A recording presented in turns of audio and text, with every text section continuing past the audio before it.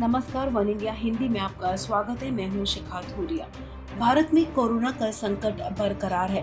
Corona की दूसरी लहर के चलते स्वास्थ्य सेवाएं बुरी तरह से चरमरा गई हैं। इस बीच प्रधानमंत्री नरेंद्र मोदी ने बुधवार को कोरोना मरीजों को दी जा रही मेडिकल सुविधाओं की समीक्षा के लिए उच्च स्तरीय बैठक की।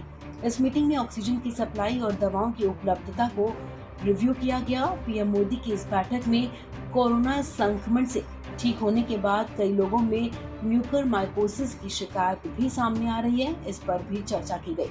बैठक में पीएम मोदी को जानकारी दी गई कि पहली लहर के मुकाबले दूसरी लहर के दौरान ऑक्सीजन की सप्लाई 3 गुना से ज्यादा है।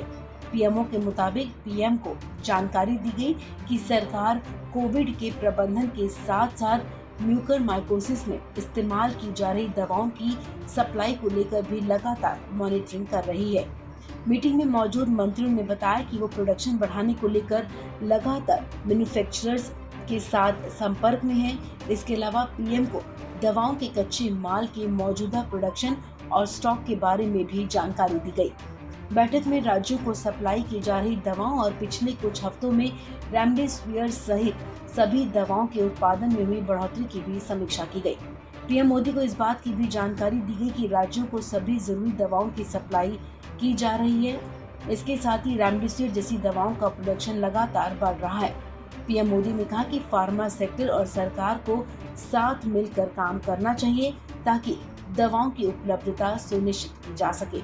आपको बता दें, बैठक में प्रधानमंत्री मोदी ने अधिकारियों को निर्देश दिया कि राज्य सरकारों को समयबद्ध तरीके से वेंटिलेटर के संचालन के लिए कहा जाए। पीएम ने कहा कि राज्य सरकारें वेंटिलेटर निर्माताओं की मदद से तकनीकी और प्रशिक्षण मुद्दों को हल करने की पहल करें। पीएम की तरफ से ये निर्देश ऐसे वक्त पर आया जब पंजाब सरकार के मुताबिक प्रधानमंत्री केयर फंड की तरफ से राज्य को सप्लाई किए गए 809 वेंटिलेटर्स में से 309 नॉन ऑपरेशनल हैं और 174 नॉन फंक्शनल हैं। वहीं आपको बता दें कि इस बैठक में पीएम को रेलवे और वायुसेना की तरफ से ऑक्सीजन की सप्लाई को लेकर किए जा रहे ऑपरेशन की भी जानकारी दी गई। इसके अलावा उन्हें ऑक्सीजन कॉन्सेंट्रेटर्स, सिलेंडर्स की खरीद के साथ साथ देश भर में लगाए जा रहे पीएसए ऑक्सीजन प्लांट्स की स्थिति के बारे में भी अवगत करवाया गया। इस खबर में फिलहाल इतना ही। तमाम अपडेट्स के लिए आप बने रहिए वन इंडिया हिंदी के साथ।